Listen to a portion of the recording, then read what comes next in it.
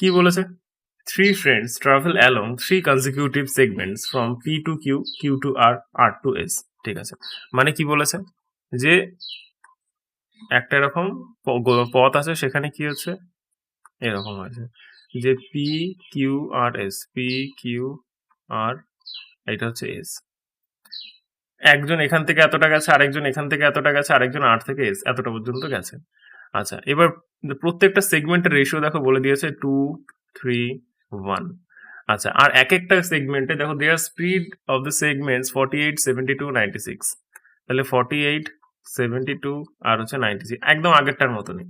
এবার ভাবো যে ভাগ করতে গেলে আমাকে কি দিয়ে গুণ করতে হবে। দেখো এগুলো তো ডিস্টেন্স, আর নিচের গুলো কি টাইম। এখনই বললাম, এই টাইম বলছি, স্পিড। তাহলে আমাকে কি এভারেজ স্পিড বার করতে দিয়েছে মনে হয়, ক্যালকুলেট দ্য এভারেজ স্পিড বার করতে দিয়েছে। তাহলে এভারেজ স্পিডের ফর্মুলা এখনই আমরা দেখলাম, এভারেজ স্পিড।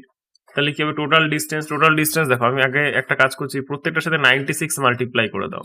প্রত্যেকটার সাথে কি বলছি 96 মাল্টিপ্লাই করে দাও।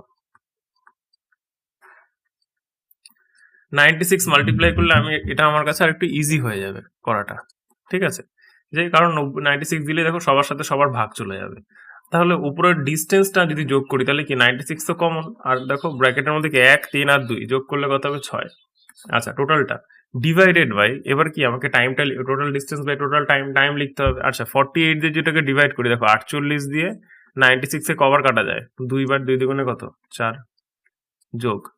আচ্ছা, 72 দিয়ে এটা দেখো 3 দিয়ে যদি কাটি, 3 24, 24 দিয়ে যদি এটা কাটি তাহলে কি 4 বার, তাহলে আবার 4, যোগ এখানে 1 হচ্ছে।